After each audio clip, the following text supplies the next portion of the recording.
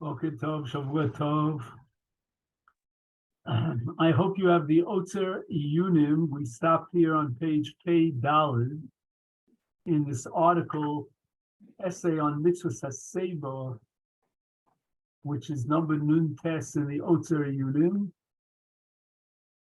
On the second page of that essay, we established that Hesaiba has to be on the left side, and we weren't sure about exactly what Hesaiba is. So we have the following possibilities. One is that Hesaiba might be just leaning over towards the left side. And the other was that you have to do it on a mita. You have to really do it b'shchiva, as you are horizontal. And the reason why we think that Hesaiba requires a mita is because of Rashi in two places. Rashi in Masechet Brachos on Daf Mem Vavam and Beis, where he writes, Regilim hayu lechol b'Hesaiba muta v'raglav la'aretz. Ish al mita.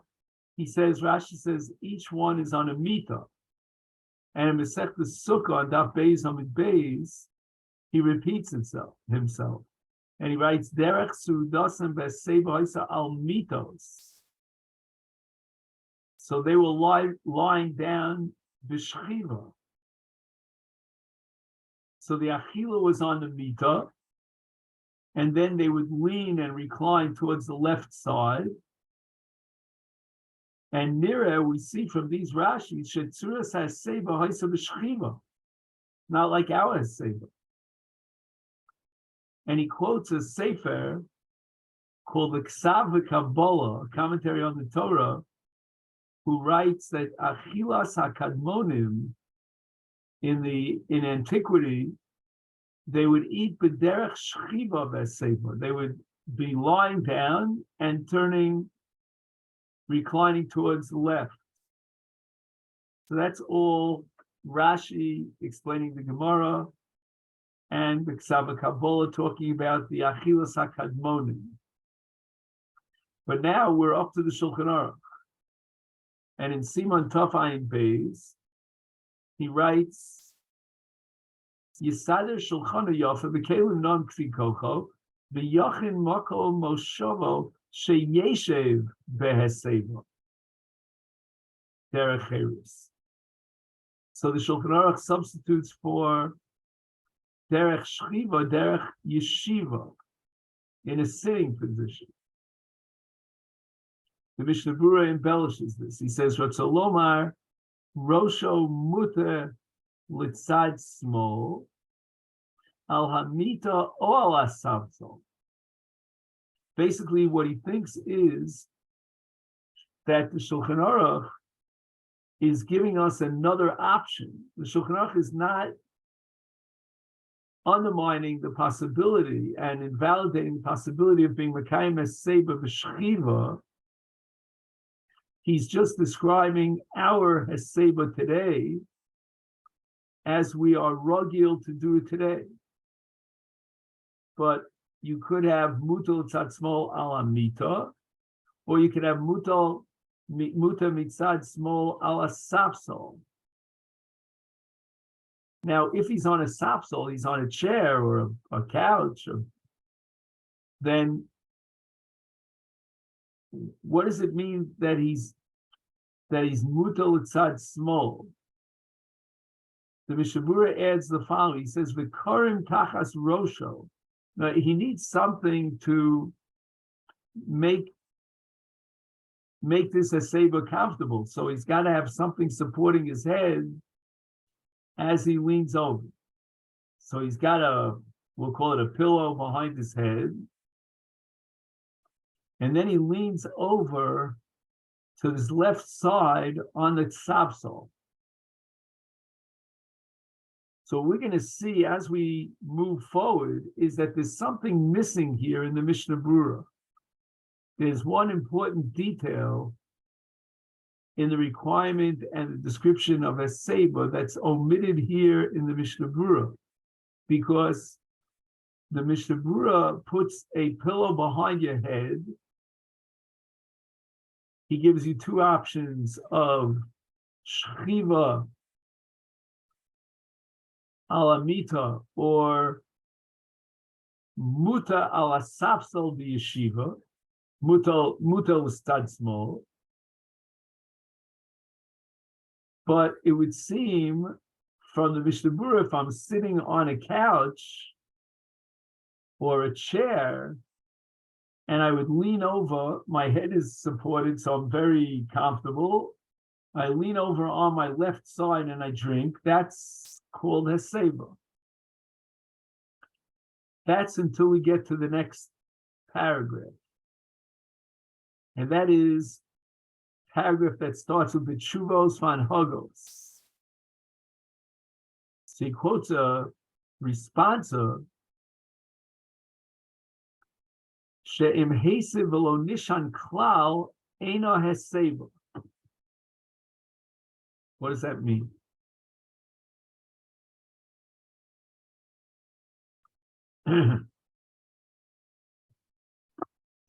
He says it's not enough just to incline yourself. You have to be nishan. The word nishan is the key word here that we want to emphasize.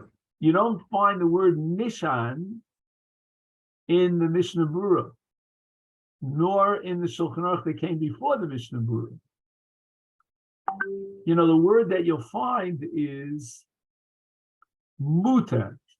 Muta means inclined. In other words, his body is moving in a, let's say, creating a, what should I say, a 45-degree angle, but it doesn't say anything about nishan. But here we have the tshuvas about nishan. And let's ask the question, why do we need nishan? You're leaning on something. You're not just inclined, but you're leaning on something.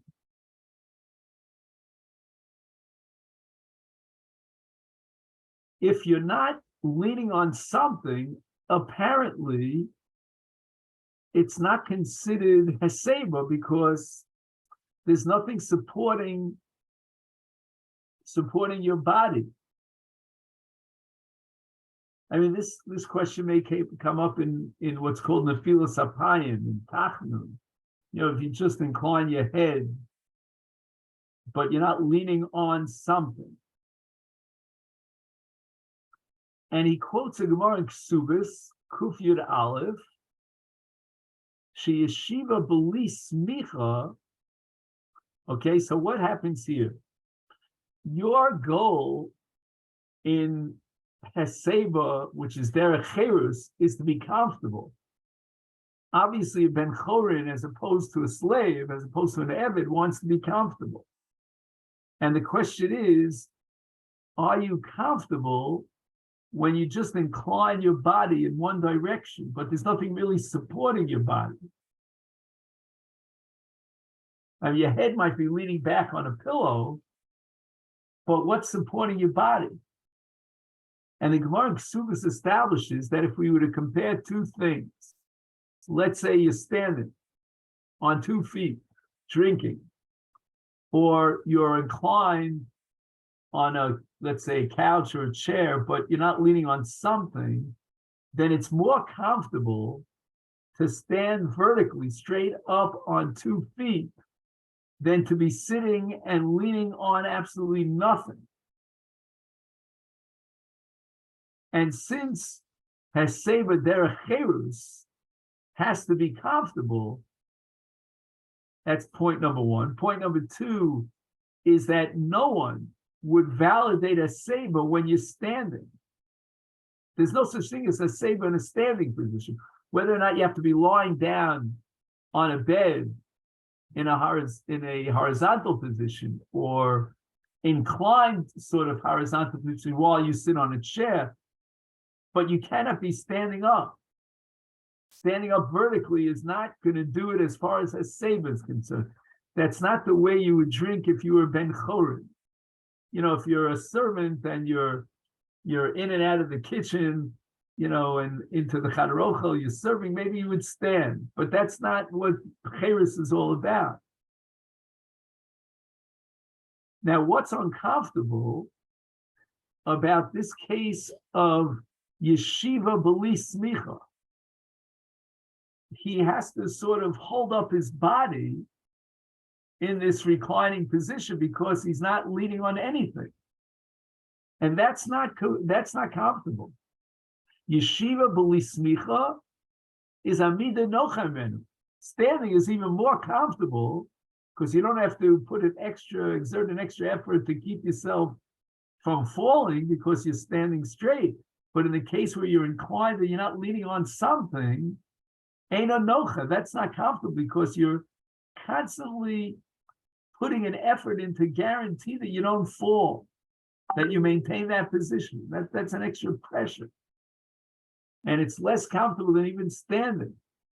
And Kevan Shamida Vadai, Ein Mekayim Mitzvahs Hesaiba, no one would validate a Mitzvah Hesaiba if you're in a standing position, who adin b'yeshev v'lo nishan klal, if he's not leaning on anything, sort of, in a sense, his body is sort of like suspended in air. It's only that his feet are somehow, are pushing into the ground so that he doesn't fall. Eino yotzi yedeicho vaso. That's not nocha hemenu. That's not comfortable, and therefore cannot constitute Hesaiba. And I think it's important for us to emphasize this because I don't know if you've ever seen it, but I saw people who just simply, lean over and they're not leaning against anything. He says, Afilu mitzuda es atzmo letzad smol, even though he is inclined towards the left side, but he's not being held up by anything. In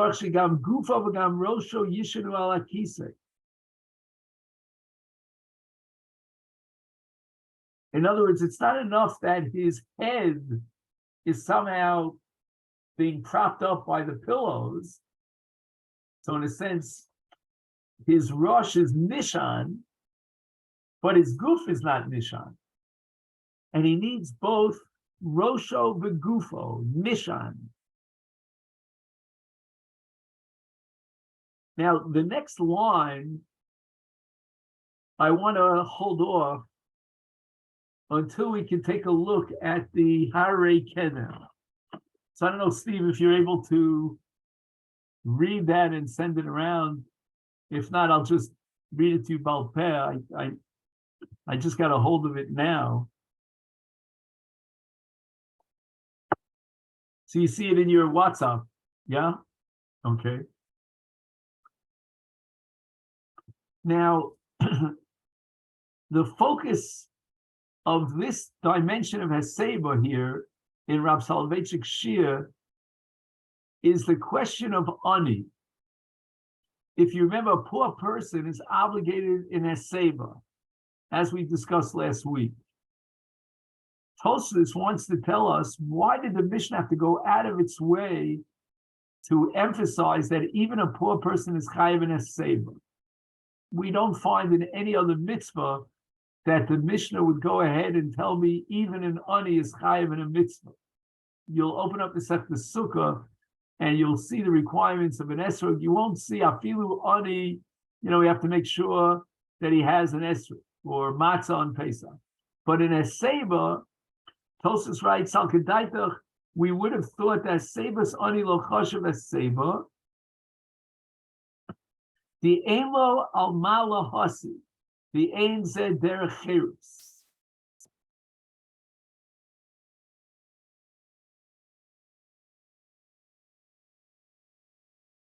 Now, let's try to understand. Whenever we see a havamina, we always have to wonder whether that havamina is rejected. So there's a havamina here that Hesaibas ani lo chashav Hesaiba. So Rav Soloveitchik interprets it in the following way. The ani is so destitute that he doesn't even own furniture. He doesn't even own a proper mita or a shulchan. And therefore, his Hesaiba without a mita or a shulchan is not considered Hesaiba. Okay, so what's the maskana now? Is the final conclusion that the ani has to get a hold of a mita or a shulchan in order to achieve Hesaiba? Or, as Rav Soloveitchik suggests, that mita and shulchan eino meikar chovas Hesaiba, that the ani could fulfill his mitzvah of Hesaiba without a mita and a shulchan. Now, again, if you're telling me that the ani doesn't have a shulchan, that I can understand, and he could fulfill Hesaiba without a shulchan. You know, he's got a cup of wine, he inclines to his left, he doesn't have a shulchan. But Rav Soloveitchik is adding a mita, because again, as we saw earlier, that the derech hakadmonim was to eat b'mita, b'shchiva. And shchiva means shchiva ala mita. If you're sleeping on the ground, on the floor, on the grass outside, that's not a comfortable shchiva. So a comfortable shchiva is ala mita.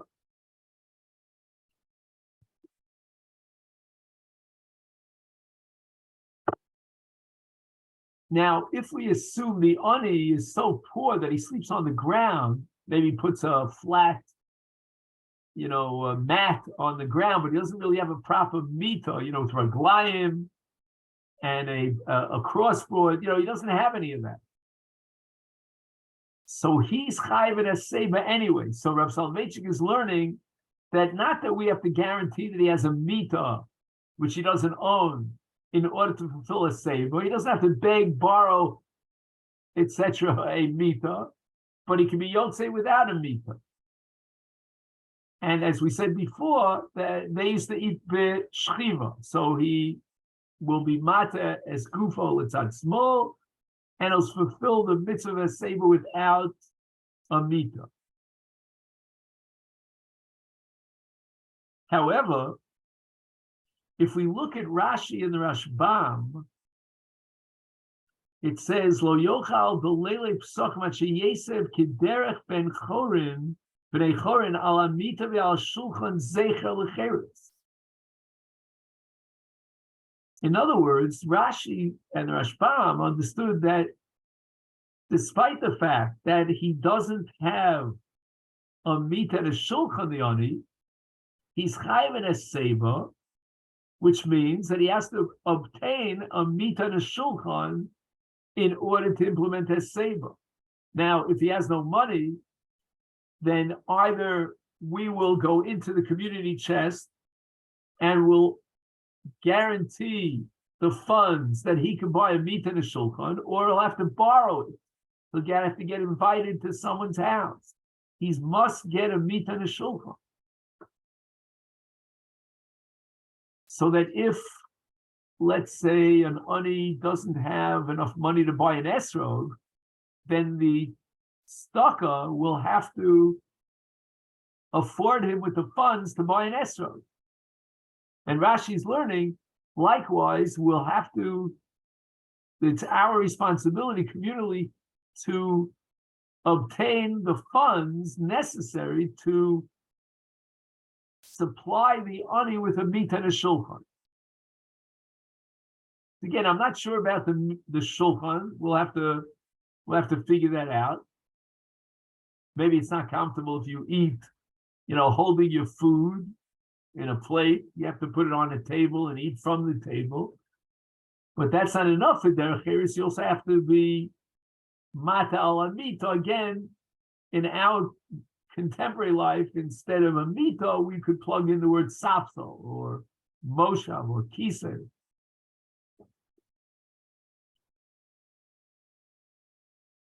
It's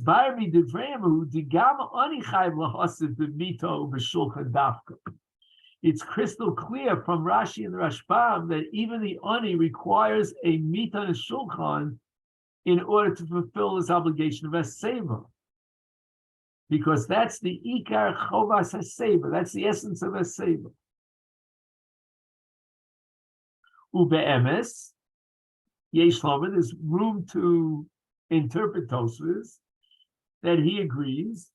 He says, "Salkedaita Hesaiba's ani lochosh Hesaiba de'ein lo alma lohasu." It means that lamaskana he must have a mita and a sapsel. You would have said, well, without a mita and a sapsel, his Hesaiba is not Hesaiba, and therefore he's potter because he doesn't own a mita and a sapsel. Kamash on it, we have to guarantee that he has a mita and a sapsel. But the Rav says something a little bit different. He says, Kavanasam, the Elo Karim Uksusos, Milvad Hamita Mashulchan. The Chiddush of this Gemara, according to Tosfos, is that even though the ani has just bare bones, he's got mita and sapsel, he doesn't have pillows to decorate the mita, he doesn't have a quilt or some sort of some sort of separation between his body and the mita. And that's what the Mishnah is telling me. All he needs is a mita and a shulchan, bare bones, without any covering, any cushions. And Rav Soloveitchik wants to show you that even according to Tosfos, the requirement for Hesaiba includes mita and shulchan, by quoting the Mordechai. Mishum the ani elo karim uksusos elas sapsol. Salkedaitach she'ein chiyuv lahasi. The ein derech cheres bekach. That if he doesn't have karim uksusos, he doesn't have cushions on his bed or on his couch, he's not yotze kamash malon. He can be yotze Hesaiba on the bed or on the couch, even in the absence of karim uksusos, of these cushions.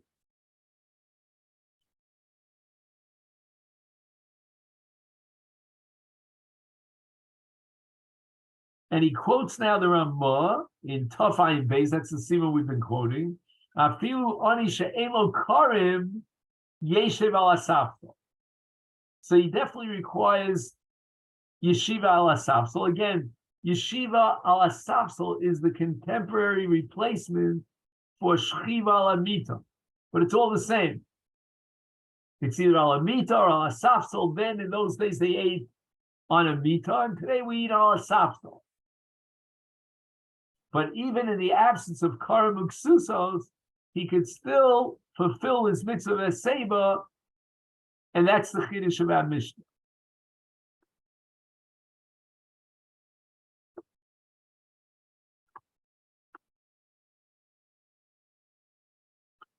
So the bottom line is that both Tosfos, although it's not explicit, and Rashi and the Rashbam who say it outspoken, there must be a mita or a sapsel to fulfill the mitzvah of Hesaiba. Again, we're going to do away with karim uksusos because he doesn't own that. But the barest requirement, the critical requirement of Hesaiba is going to be mita or sapsel. Mita in those days, sapsel in our time. And now the Rav wants to know, if the ani doesn't have a sapsel or a mita, what happens with his mitzvah Hesaiba? If we've established that, although you don't need karim uksusos, but you definitely need a mita or a sapsel, what about the ani if he doesn't have a mita and a sapsel? So the Rav vacillates on this point. One side is to say chayav hu latzar al pesachim. He's got to knock panhandle in order to get money to purchase a mita and a shulchan. And in that sense, Hesaiba is upgraded to the same status as Daled Kosov. Where does the Ani have enough money to buy 4 cups of wine when wine was very expensive? He's going to have to raise that money, or our communal chest, the Tamchui, will have to support him so that he can get Daled Kosov Yain. Now we have to support him also for a Mita or a Sapsel, for a Hesaiba. So that's called Chayav Lachzor al Pesachim B'Shvil Mita V'Shulchan K'mo L'Gabi Daled Kosos. We're not going to say that an Ani doesn't have Daled Kosos and therefore he's exempt. We're not going to say that an Ani doesn't have a Shulchan, a Kisei, a Sapsel, and therefore he's exempt from a Hesaiba. We're going to require that somehow he come up with it, either on his own, if people will lend him money, or through the Tamchui, the communal chest, which is our communal responsibility. So it's not enough that we lay out money for Daled Kosos. We now have to lay out money for a Mita or a Sapsel, which I don't know if that's more or less than Daled Kosos. It's probably even more expensive than Daled Kosos.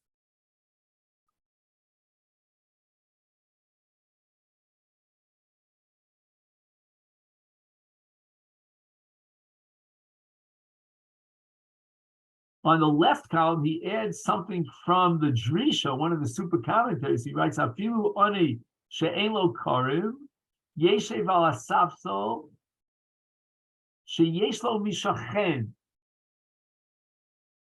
In other words, he's got to borrow it from a neighbor.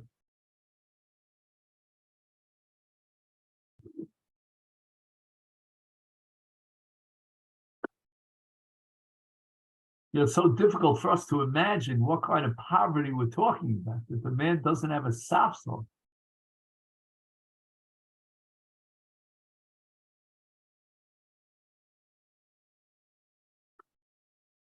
Okay.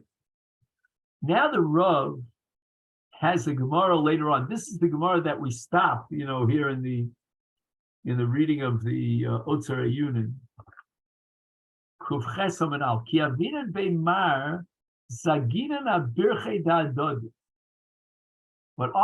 in the house of one of the great Amoraim, I saw that one person would lean on the knees of the next person, of his neighbor who's sitting next to him.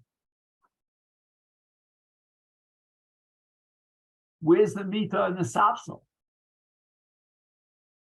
Where's the Shulchan?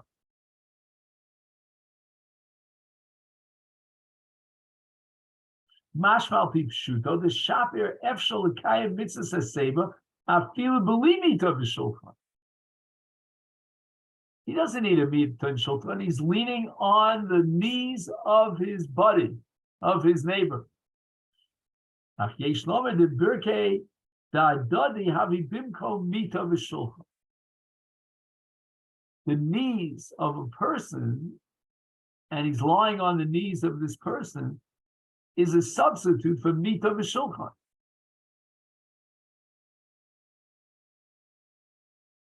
Because now he's leaning on the knees of his friend, and he's comfortable in that position. He is supported in an inclined position by the raglayim of his friend, the birkayim of his friend. So just like you lean on a mita, which has raglayim, and the mita is supporting you because you're leaning on the mita or on the sapsel, so too you can be leaning on the knees of your buddy. Now again, he emphasizes shulchan. It's not clear in my mind why the emphasis on shulchan. But we're going to see that later in the Otzar Yunin.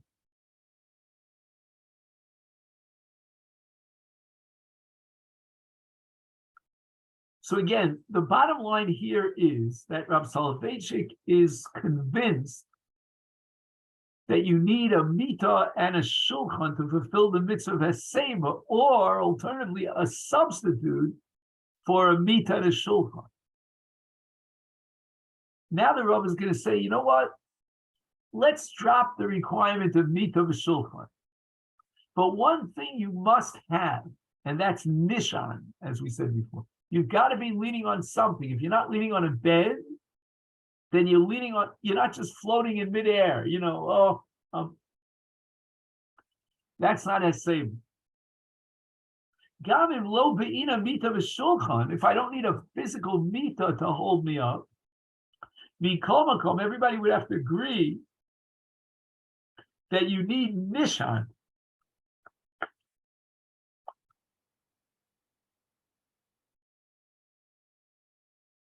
So if it's not nishan alamita, you've got to be leaning on something that's holding up your body.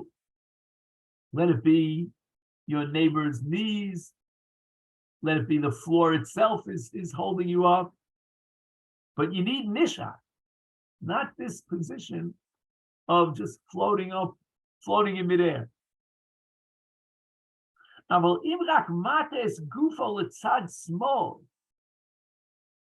the case that we described. He leans, his body inclines it towards the left. But really he's not leaning on anything. Ein ze Hesaiba klal. So when the Talmidim were leaning on each other's knees, Hainu shenishan. Again, he's nishan not on a physical piece of wood or furniture, a bed or a couch. He's nishan al birkei chavero, on the knees of his friend. But he has nishan.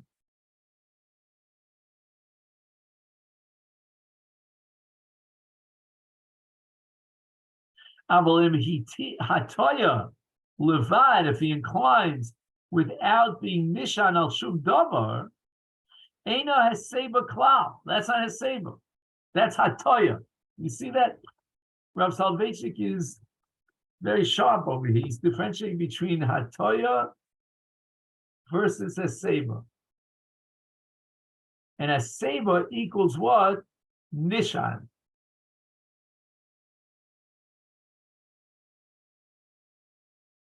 Now, what is this nishan? It could be on a bed, it could be on a couch, it could be on the floor, it could be on the knees of his friend. And he points out that a lot of our chairs today do not have arms. And therefore he says, Tzorich lizar ma'od ma'od ta'idna, shanu yoshem al kisos below mishenes, without arms, v'niyatas gufel etzad small bilvad, case that we were talking about, lokiem chovas haseva. L'chein yikach kol echad od kisei leseva. The Rav gives a few options here. Grab another chair and lean on the chair if you don't have an arm.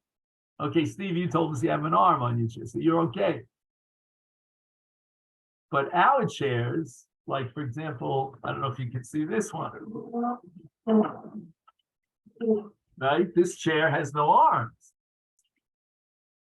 Right? So what I could do is I could basically sit on this chair and lean and drink. I'm not yotzei the mitzvah. That's not called Hesaiba. I'm not leaning on anything.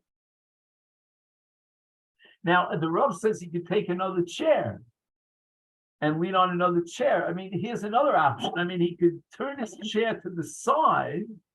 That's what we do in Tachlin sometimes. You don't have a table to lean on. And he could lean on the back of the chair. That's what he writes here. Oshi is soveves hakisei. He turns his chair around. The often gav hakisei yelitzad small. The gav is the back of the chair, and that's on his left side. Ubazei yikayim choves haseiba kedas ukalocha.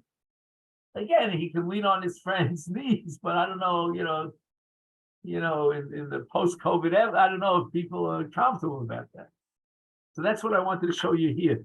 Now, when we see the Magen Avram, which he quotes here, we're going back to the Otzer Ayunim. Now it makes a lot of sense. That was just a little demonstration there. And he says the following. He says, Umo'ila, at the end of the paragraph, B'tshuvas, he says, Umo'ila smicha gam al birkei chavero kimavur b'Magen Avram.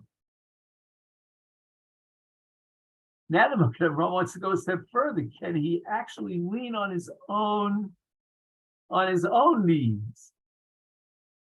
That's a little bit of acrobatics here. He says, Avol al birkei atzmo lo yotza. Because again, you need a certain nochiyut. You have to be comfortable in order to demonstrate you're drinking like a ben chorin. How comfortable could it be if you're leaning forward on your own knees? So leaning has to be to the side on something. Let it be the arms of a chair, let it be a bed, let it be the back of a chair, let it be your friend's knees, but not on your own knees. That's already nire kidoek, he calls it.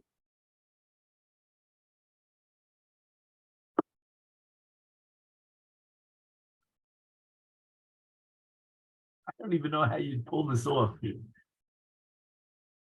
Lean on your own knees and drink a cup of wine. Yeah, it's definitely not comfortable. I don't know. He calls it nirikid doing. All right. Now, what about someone who's laying on the bed, but he's flat on his back? That's called prakdon. That's not a Hesaiba. So we definitely need that you lean. Seibas Yamin, if he leans on the right side, that's not a Hesaiba. And not only that, he's putting his life into danger by drinking on the right side. Shemiyakdim kon elevation. Right? His windpipe will fill up with wine instead of his esophagus. So he won't be able to breathe, he'll choke. So again, not only has he forfeited the mitzvah of Hesaiba, but beyond that, he is endangering his life.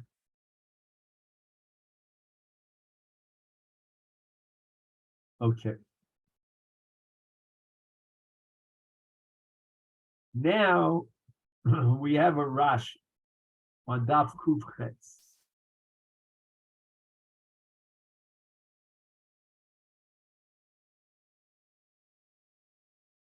So the Gemara, as we understood it without Rashi, is saying Sheviyakdim Koneleveshet because he's leaning on his right side.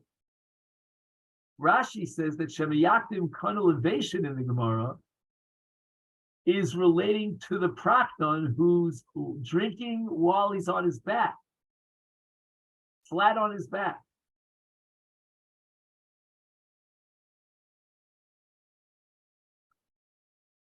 And when he's flat on his back, there's what's called a kova, right? It's some sort of a little membrane that covers the windpipe for that second that he's eating and opening his esophagus, his food pipe.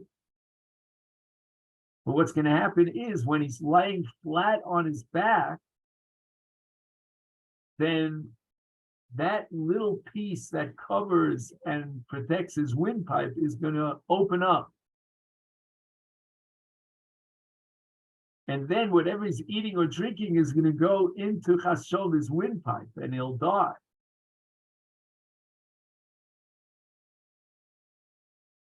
So it seems that the business of Yakdim Kanal Veshet, according to Rashi, is talking about the Praknon case, where he's flat out on his back, but not the case of Hesaibas Yamin, where he leans on his right side.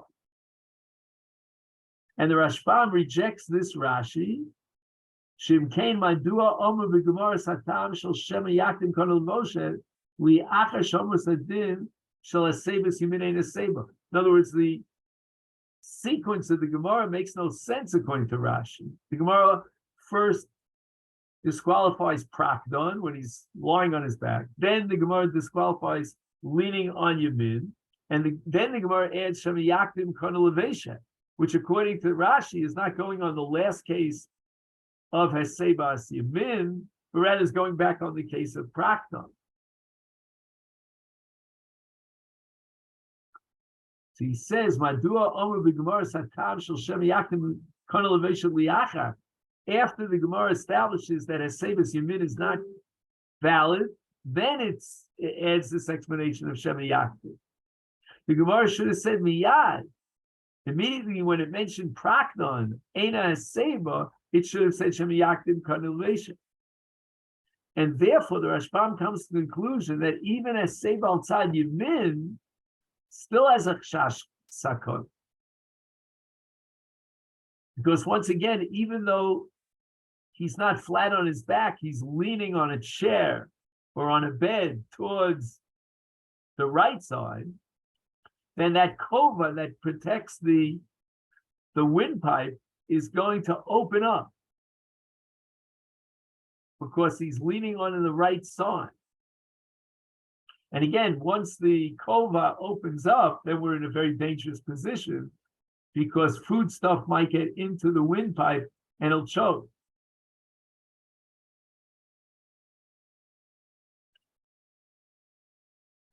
Now the Rashbam comes up with another svar as to why Hesaibas Yamin is not Hesaiba, and perhaps this could be a defense for Rashi, that Rashi indicates Shema Yakdim Kanal Veshet is referring to Praknon. And the reason for this is that when he leans on the right side, he's got to feed himself. And assuming he's a righty, and he uses his right hand generally, he won't be able to use his right hand because he's too busy in the state of Hesaiba. If, on the other hand, he does Hesaiba with the left hand, then his right hand is free to bring the food closer to his mouth.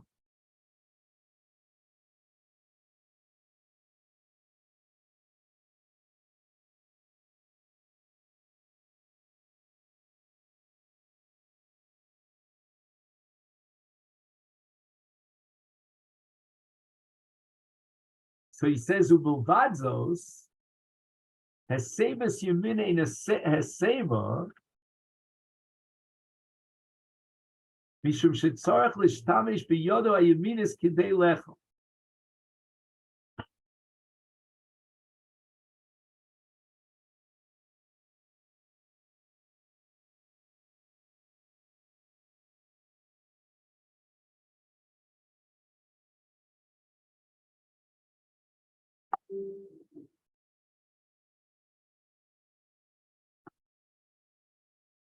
So again, we have two explanations why Hesaibas Yamin is disqualified. One is because of Shema Yakdim Kanal Veshet. That's Rashi's interpretation. The Rashbam rejects that because he says Shema Yakdim Kanal Veshet. I'm sorry, let's go slowly. Again, Rashi holds that Shema Yakdim Kanal Veshet is referring to Prakdon. So Rashi will disqualify Hesaibas Yamin because of some other reason, not because of Sakana, because the Sakana is only a description of Prakdon when he's lying flat on his back. And here's where we want to plug in another explanation, that there's no derech eretz on the Yamin because he needs his Yamin to be free to feed himself. So it's very uncomfortable he's going to have to use his left hand as a substitute. And the simple way of interpreting the disqualification of Yamin is because of a Yakdim Karnalevation.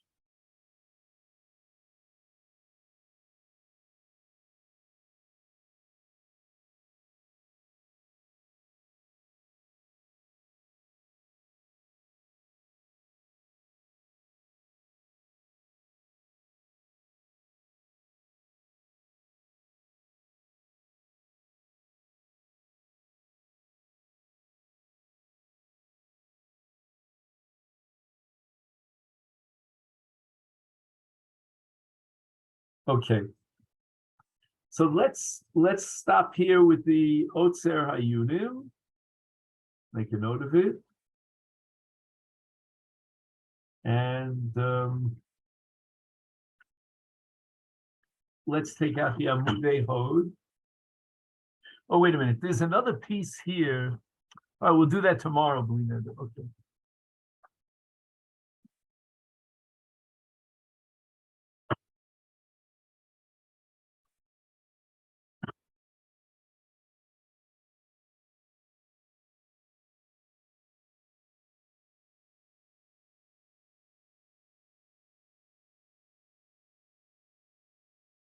Okay. So now we're in the Amudei Hod Simon Hey. Again, just please confirm for me that you have Simon Hey, which takes you from Chav Tes to Lamed Beis. Thumbs up. Well, John, you have the Sefer itself. So, yeah, Steve, we're okay? Yeah, I sent that out. Okay, great. So now we're going back to the issue of which of the two sets of kosos require Hesaiba, the first two kosos or the last two. Now, the argument in favor of the first two kosos, if you recall, was because that's during the period of Sipur Yetzias Mitzrayim. So the demonstration of Cherus through Hesaiba is appropriate for the first two kosos. The last two kosos is Maida Hava Hava. You've already completed the mitzvah of Sipur Yetzias Mitzrayim. The other svara is that the last two kosos should require a Hesaiba. Now let's just open up the Gemara for a minute on Daf Kuf Ches, and let's just read that line of the Gemara that's most relevant to us to explain why the Gemara thinks that Dafka,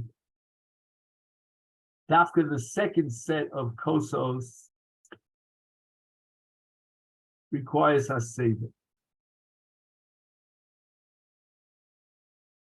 Ami leila hai gisa adar of a trey kosi basroi by Hesaiba that he shaita kohavya cheres.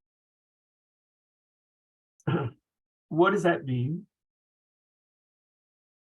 The night of the 15th of Nisan is divided up into many different parts. Like, for example, we're going to see later on Chatzos v'Elul. But within the first part, the first half of the night, from the time of Tzeis HaKochavim until Chatzos, that's divided into two parts. There's Tchilas HaLayla, and then there's the Chatzos Layla. And the actual redemption, when Paro freed the slaves of Israel, was in Chatzos Layla. So that when we drink the first two kosos, we're at a stage which is too early for Shas Cheres. It's not really the Shas Cheres. Shas Cheres will come later on. Right? What does it say in the pasuk? Kechatzos Layla.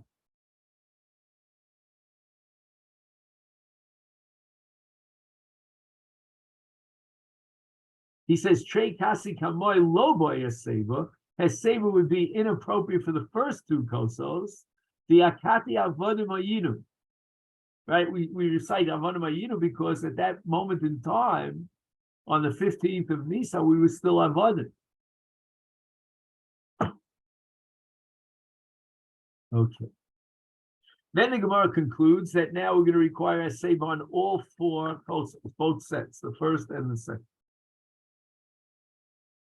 So he writes here, the Gemara Masechet the Chol Daled Kosels by Hesaiba, because we are Tosfos. Hulu Nami Tzrich Hesaiba, Chol Daled Kosels Tzrich Hesaiba, B'Shash Shtir. B'Tzarech Ir, Tosfos doesn't know what's the din.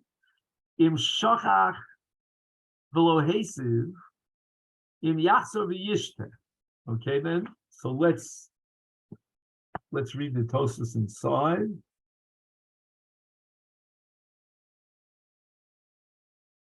So that's a Tosfos Dibra Maskel Kulhu. V'Tzarech Ir Im Shachach V'lo Hesiv, Im Yachzor V'Yishter.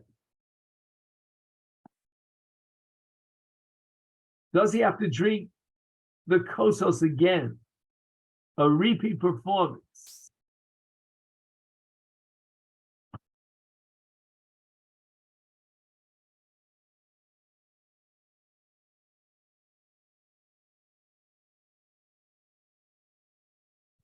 So it means that he drank without Hesaiba, and he wasn't Yotze and Yachzav Yishte. Well, maybe he was Yotze, and he doesn't have to be Choser. Now Tosfos asks a different question. B'chein, in B'kosh Shlishi lo Hesiv, im Yochel Lachzav Elishtos B'Hesaiba. Whoa, now we have a real head-on collision. On the one hand, it could be that the third cost requires a Hesaiba. On the other hand, it's possible that the third cost does not require a Hesaiba.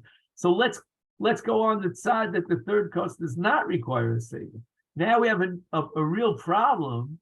Like you might ask me, okay, he drank the third cost without a Hesaiba, and let's say Suffolk would have it that it has to drink again.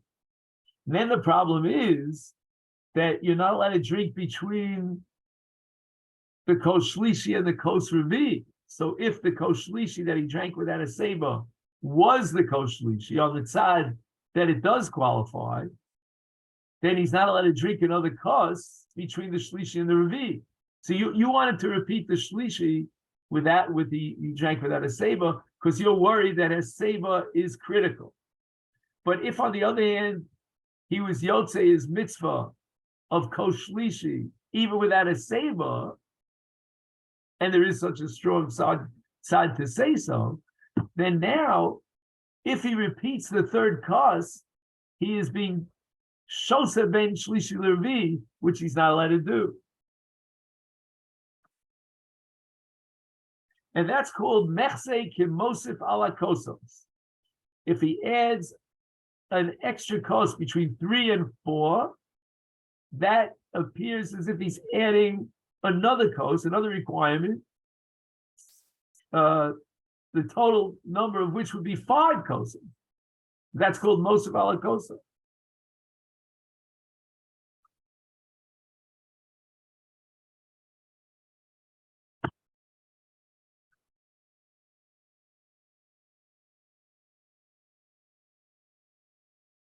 Okay.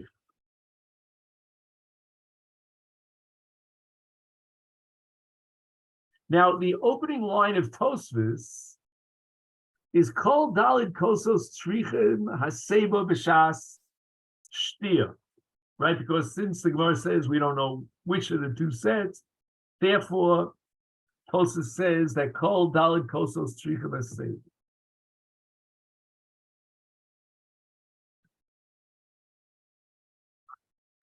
Now that's a little bit strange. We don't usually find that Tosfos repeats the language of the Gemara,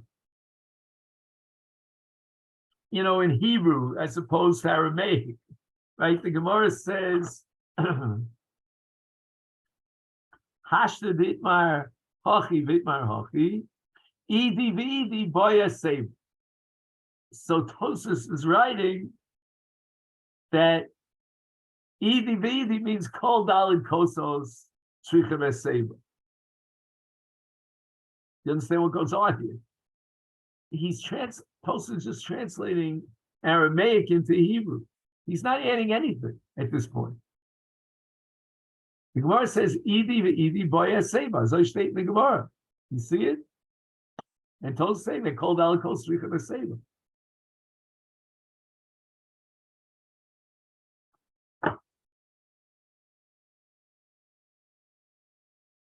He says, "Sarchiyah do lechora chazru al divrei Gemara." The Gemara says Idi ve'idi, and he's saying Kula Nami Tzricha Seba. Well, what's he coming to add over here? Then he emphasizes the Shashtir. You need a Seba of Shashtir. Well, what would I have thought without Tosfos? That you need a Seba Shalom b'Shashtir. Well, what's the option here? It's obvious that it's Shashtir.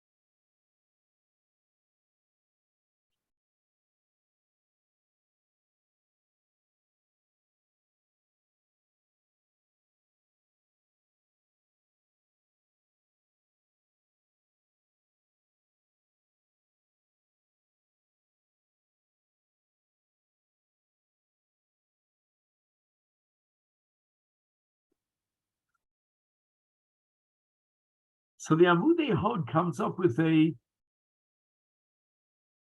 revolutionary idea that perhaps Hesaiba is meaningful not only b'shashtia,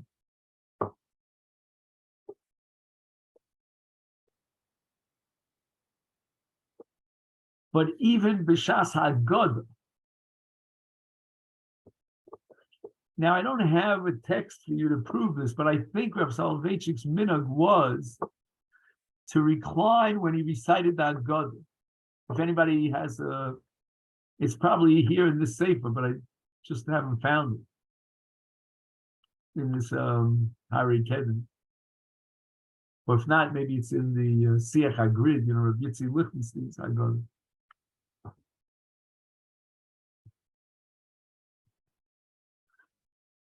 But in my mind, that was a nice enhancement of the Seder, that during the Sipur itself, you should be reclining. Again, I'm not getting into the details here, but I never thought that I would encounter that as a real possibility of what Hesaiba is all about. In my mind, I always assumed Hesaiba is connected to Achila and Shasiyah. Let's say Achila the Matzah, the Shasiyah of Dalit Kosos, not to the recitation of the Haggadah. That's counterintuitive, to lean while you're reciting the Haggadah.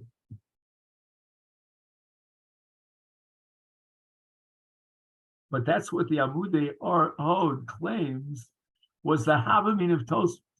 Tosfos is going to emphasize Kulo Nami Tzorach Hesaiba B'Shas Shtia as opposed to B'Shas Haggadah.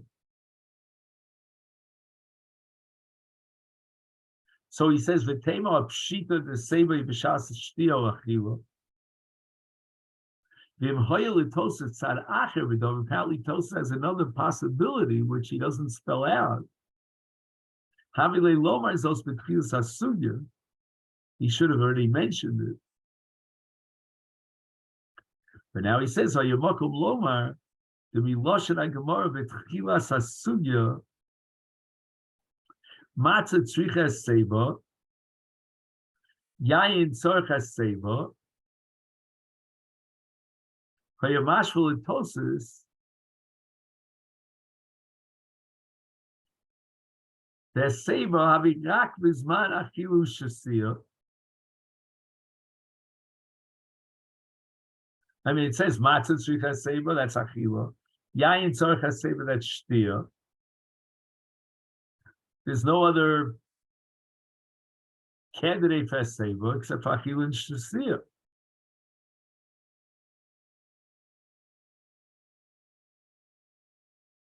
But yet the Gemara was pushing in favor of that Mandiyama who says that the first two kosos need a seva because hashta hudika matchala lecheres.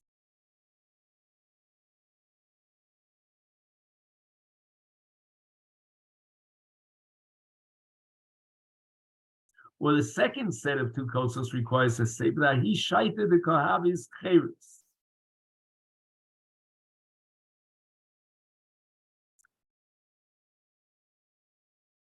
So you have matchala lecheres and havia cheres. So the matchala cheres is at the time of the first two kosos, and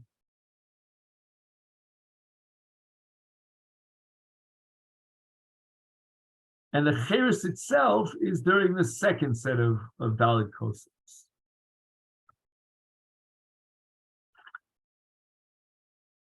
So what does this mean? Like maschala cheres and havia cheres. So let's focus on the phrase matchala cheres.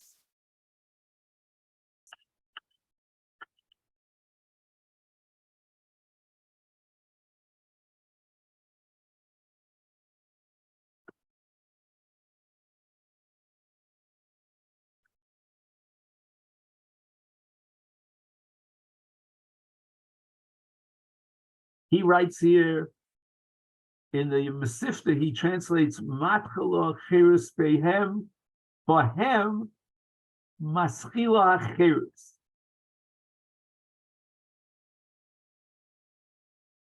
Bahem referring to the shtei kosos.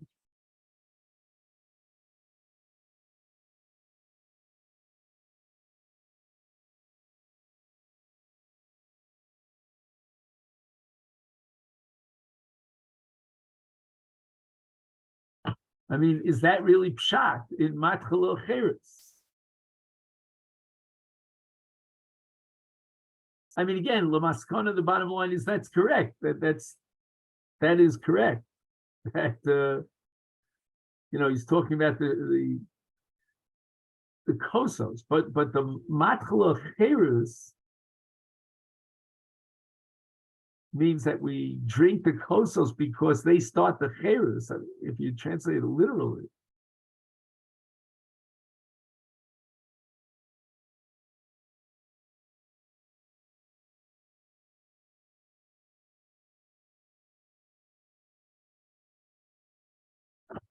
So he suggests that matchala cheres means amiras ha'agada.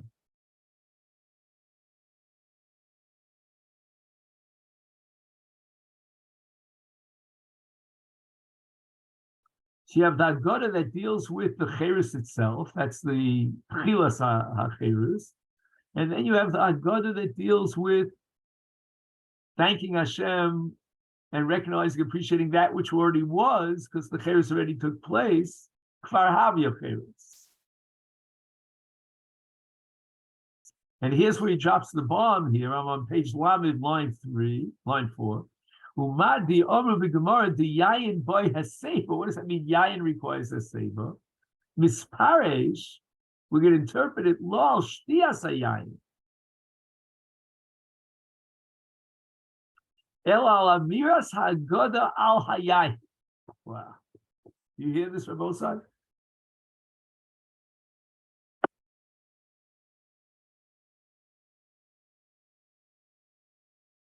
Achashtia gufa ena tzricha seva. It borders on heresy, but it's printed here. This is the Rosh Hashiva, contemporary Rosh Hashiva. He's writing that the Shtia Sayai doesn't require a seva, but the Amir Sagada requires a seva.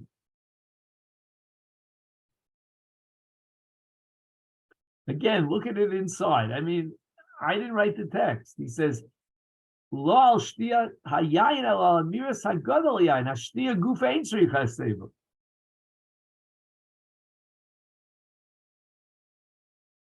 Oh, look at this. And this is what I told you about the Rav's meaning. I didn't know it dates back to the time of the Meiri. I mean, Rav Soloveitchik was not aware of the Meiri. That I can promise you. But the Meiri can kosul fia emes. The asebi gam b'shashtias hakosos v'gam b'yeis hamiras hagod alehem. So very often when we talk about the kos and we're talking about the tchilas ha-cheres, we're talking about the amiras hagod ala kos. He quotes the Meiri, Arba kos tzrichim haseva hein b'shtiyasam, hein b'advarim shehein mesudarim aleim, meaning that which recite on the kosos. Wow, that's about as explicit as you can get.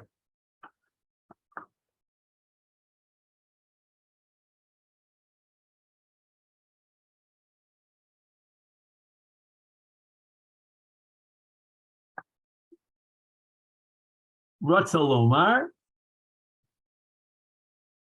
Kiddush ukriyas hagod, kriyas hahalal ubirkas hamazon.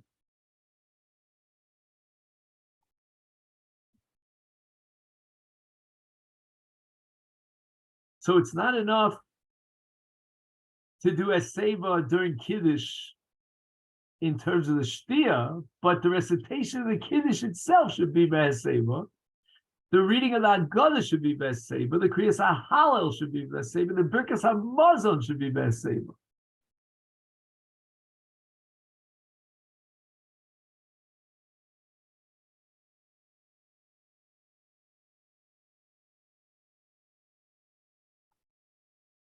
Well, the Tosfos is going even further than the Meiri. The Meiri has Seiba both B'Shas Shtia and B'Shas Hamiras Haggadah. Tosfos Haya Mashma, the Lishna Gemara, Rak B'Shas Hamiras Haggadah V'Halal Birkas HaMazon, Tzarech HaSeiva. But you don't need HaSeiva during Shtia. Umizeh Bo Lafuke, this is the opening line in Tosfos. And he says, no, that Dalin Kosos Kulam, Tzrichem HaSeiva B'Shas Shtia.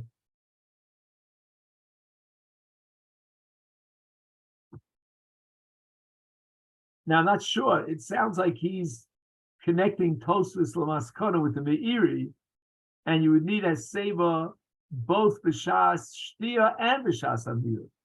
I don't know, but certainly in the Havamina, he thought that only amira requires a seva, not shtia.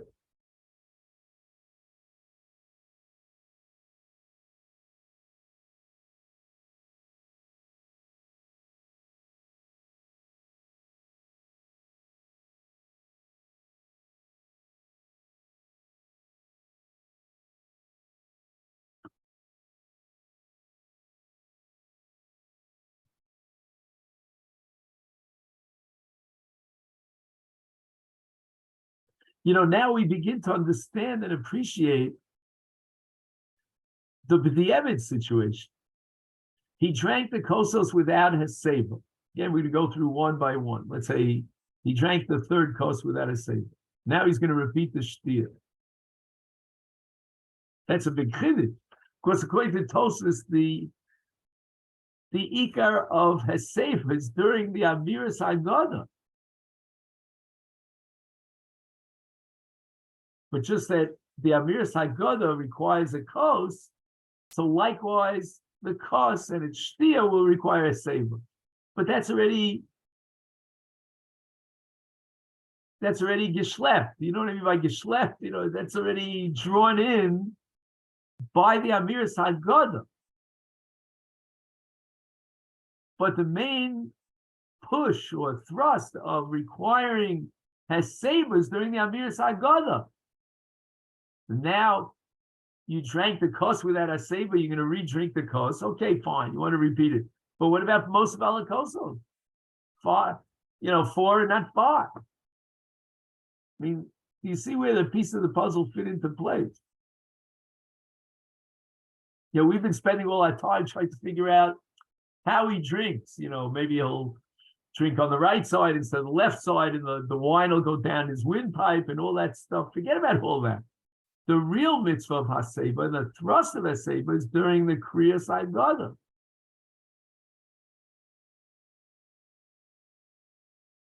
Yeah, I'm thinking how loud he is. I mean, don't laugh at me. But what happens if he reads the Haggadah leaning on his right side instead of his left side? Are you laughing at me? Okay, you have a right to laugh at me. If you're having fun, that's good. Because the whole reason we excluded the left side was because of the Shtia. But now we have a Hesaiba during Haggadah, not during Shtia. So maybe there's no difference between the left side and the right side.